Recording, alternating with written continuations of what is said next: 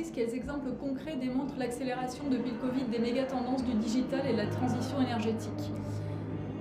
C'est une question très intéressante. Alors, on est une boîte de 30 personnes qui s'est récemment montée, donc je le dis parce que on ne répond pas de la même manière en fonction de l'historique et du contexte de la boîte. Mais quand tendance du digital, on était déjà beaucoup et très très Zoom avant le Covid. On est des obsédés de WhatsApp ou de médias similaires pour communiquer entre nous. Et on a de toute manière une très forte connotation digitale parce que beaucoup de ce qu'on fait et de la base, de la matière première de ce qu'on doit avoir pour être pertinent, c'est l'information.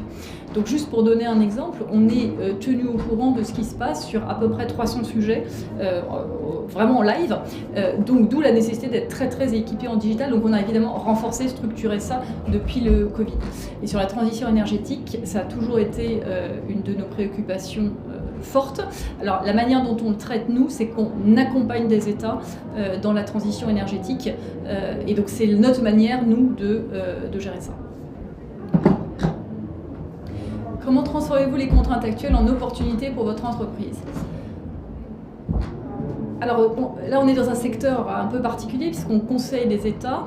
Donc, quelque part, on est extrêmement en demande puisque les États sont en demande de nos conseils.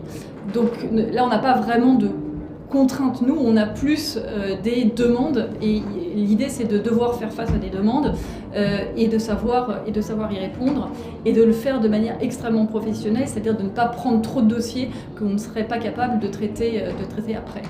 Après, si on veut parler des contraintes actuelles en termes de mode de travail, je crois que ça nous a vraiment aussi fait réfléchir sur la manière dont on voulait travailler ensemble, la manière quelles étaient nos valeurs. On avait déjà évidemment ça dans notre ADN, mais on les a renforcées.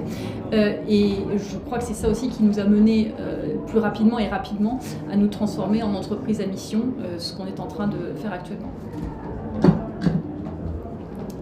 Que faites-vous pour que votre entreprise contribue à embarquer le plus grand nombre? Alors, justement, c'est ce que je disais dans la dernière question.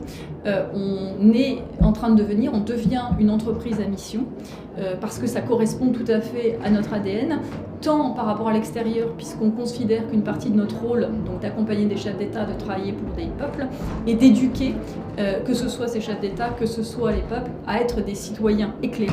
Et donc on considère qu'on a une mission par rapport à chacun d'entre nous, de devoir expliquer des problématiques techniques, économiques, financières, et qui permettent après d'être des citoyens qui font des choix éclairés. Donc c'est quelque part notre mission et nous porte, et c'est ça qui fait consensus, et c'est parce qu'il y a une adhésion à la mission que quelque part on a beaucoup de gens qui veulent travailler avec nous. Enfin, on est déjà 30, mais on reçoit un très grand nombre de candidatures parce qu'on a cette particularité forte.